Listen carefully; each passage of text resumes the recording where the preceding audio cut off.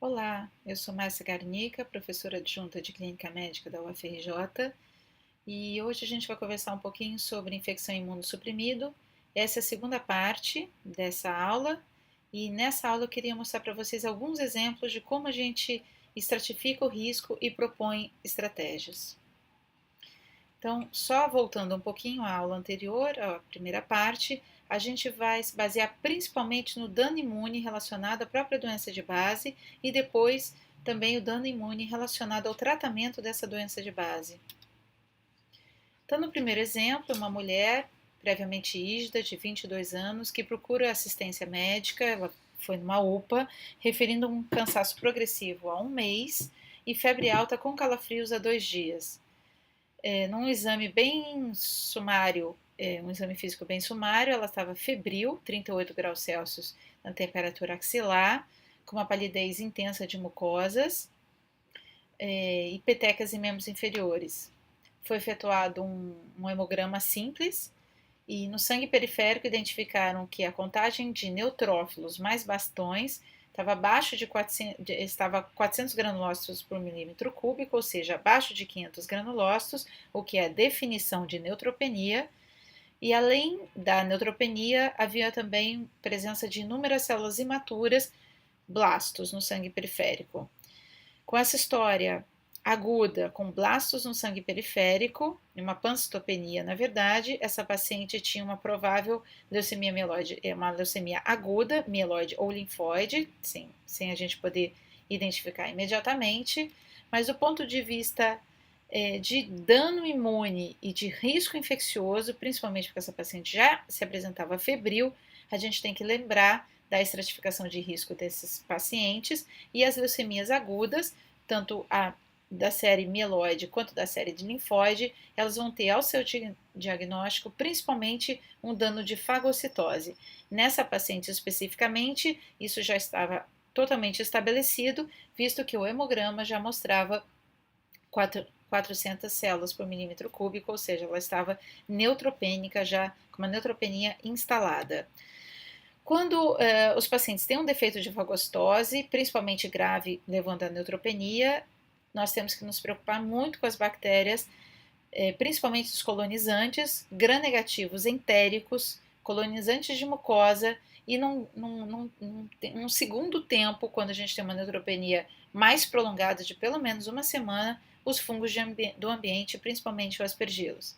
Então, nessa paciente especificamente, a gente tem o diagnóstico de neutropenia febril, ou seja, neutropenia mais algum sinal de infecção, que no caso dela era febre. A principal causa etiológica é bacteriana. A hemocultura, nesses casos, ela é positiva em 20 a 30% dos episódios, ou seja, exame imediato a ser colhido é uma hemocultura, porque ela pode dar o resultado para a gente. Essas infecções elas são muito graves, associadas a alta mortalidade, principalmente se não tratadas a tempo, e o tratados a tempo, nesse caso, é a entrada da primeira dose de antimicrobiano em menos de 60 minutos. Em menos de uma hora, essa paciente deve começar o tratamento antimicrobiano. Qual terapia antimicrobiana? Nesses casos, as recomendações dos guias de tratamento, aqui eu estou citando 2 internacionais, que é o guia da Sociedade Americana de Doenças Infecciosas e o guia do Conselho Europeu de Tratamento das Leucemias. A gente teria que priorizar alguma droga com espectro antipseudomonas e as opções seriam cefepime, ceftazidima, algum carbapenêmico ou piperacilina tazobactam. E eu proponho a leitura desses guias para ajudar no manejo dessa síndrome que é a neutropenia febril. Essa paciente, além de tratar a neutropenia febril, ela vai precisar ser submetida a uma quimioterapia mielotóxica, né, uma terapia para fazer essa leucemia entrar em remissão, depois dela ter essa identificação exata do tipo de leucemia que ela está. Então, só lembrando que ela já chega com um déficit de fagocitose e esse déficit de fagocitose vai se prolongar relacionado à própria tratamento da doença de base, e essa doença tem que ser tratada, porque senão ela não entra em remissão, o que do ponto de vista infeccioso e de mortalidade é muito pior. E para esse tratamento especificamente, muito provavelmente ela vai ser instalado nessa paciente um catéter, ou seja, agora eu vou ter um dano de pele, e a própria quimioterapia também pode levar a uma alteração nas mucosas, aumentando então o risco infeccioso. Então, nosso manejo tem que ser sequencial, avaliando esses riscos e propondo as medidas que nós achamos mais interessantes do ponto de vista da infecção.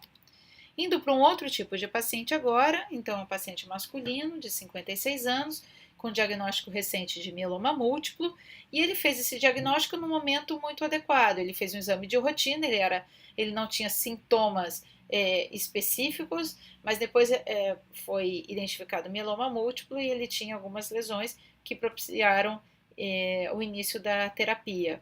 E esse paciente vem contando que começou uma febre e uma tosse há 2 dias, ainda sem o tratamento do mieloma múltiplo.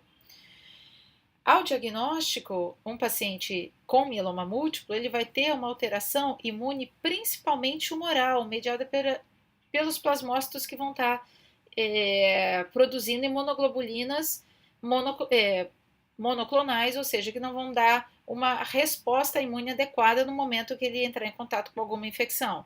Então, para esses casos especificamente, a gente tem que lembrar que o risco é muito grande de infecções por bactérias encapsuladas, porque esse paciente perde a possibilidade de fazer opsonização, além de ter um risco para reativação de infecções latentes e uma baixa resposta vacinal ao diagnóstico do mieloma, principalmente alteração imune humoral. A partir do momento que esse paciente começa a ser tratado, e existem vários tratamentos propostos para o mieloma, mas a grande maioria deles é muito baseado tanto no uso de corticoide em alta dose e também no uso de drogas como o bortezomib, esse grupo de medicamentos, eles acabam levando também a uma alteração imunicelular. Então, nós temos um paciente que, pela doença de base, tinha principalmente dano humoral, e agora a gente vai somar um dano imune relacionado à imunidade celular. Então, como a gente vai manejar esses riscos? Por exemplo, nesse paciente, o quadro respiratório vai ser tratado, principalmente pensando em germes encapsulados, e diferente da neutropenia febril, o tratamento dele pode ser muito mais específico, por exemplo, com uma amoxiclavulato, às vezes só uma amoxicilina, mas sempre prontamente iniciado essa terapia. Mas diferente do caso anterior, eu não preciso de um amplo espectro, eu vou ajustar para o espectro necessário. Agora, a partir do momento que esse paciente começa o tratamento, por exemplo, com dexametasona, bortezomib e talidomida, que eu já vi na tabela anterior que eles aumentam muito o risco relacionado à imunidade celular mediada por linfócito T, eu vou propor para ele o uso, por exemplo, de um antiviral profilaticamente, pelo risco sabido do bortezomib aumentar muito a reativação por varicela zoster, e pelo risco da dexametasona aumentar o número de infecções por pneumocistis, também está indicado o início de uma sulfa de uma maneira profilática para evitar esse evento infeccioso relacionado à pneumocistose. Tá? E esse paciente, em algum momento, também vai provavelmente ser pensado num transplante autólogo, e voltando aqui para o transplante autólogo, onde naquele momento específico do transplante autólogo eu vou ter neutropenia, instalação de um catéter, alteração da imunidade celular, alteração da imunidade humoral, e assim a gente vai somando riscos e escolhendo as estratégias mais adequadas para manejar esses riscos de cada pilar da imunidade.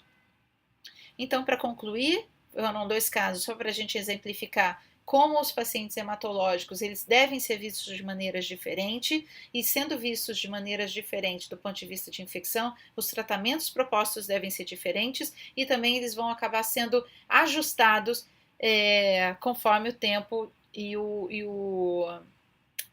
a evolução desse tratamento e da doença de base. Então, a gente identifica o dano imune e tenta ajustar essas abordagens de uma maneira mais adequada. A gente vai avaliar o risco sempre, e ele sempre vai ser dinâmico, avaliar o status da doença. Doenças em atividade têm um risco maior do que as doenças em remissão, por exemplo. O tratamento atual quimioterápico que ele está usando, e os tratamentos pregressos que esse paciente já entrou em contato e também as comorbidades importantes. Dessa maneira, a gente consegue estratificar risco e dar uma abordagem mais dinâmica e ajustada para esse paciente. Bom, eram esses dois exemplos que eu queria mostrar para vocês. Alunos, por favor, acessem o ambiente virtual da plataforma AVA para as referências e para os demais vídeos. E por hoje, muito obrigada.